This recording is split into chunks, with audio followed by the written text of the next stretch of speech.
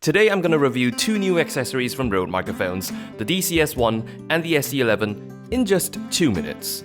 The DCS1 is something you put onto your camera's hot shoe and it turns it into two cold shoes. No crazy tech behind it, it's just a piece of machined aluminium that allows you to mount one more accessory on your camera.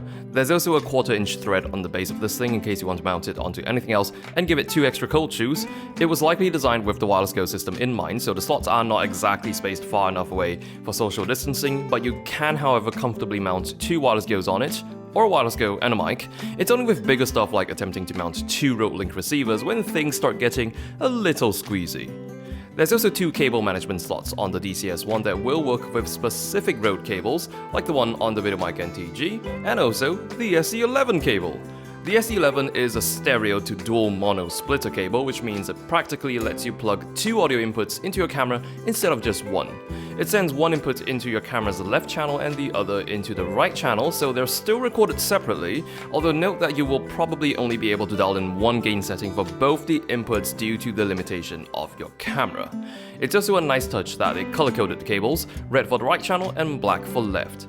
These are also all male connections, so you will be plugging the cable into the output of your mic or receiver instead of plugging those into your cable.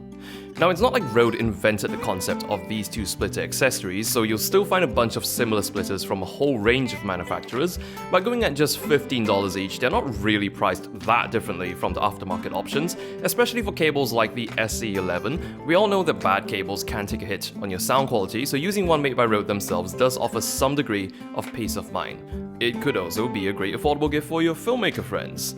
And that was 2 minutes of your life you'll never get back, so let's better hope this review was worth it.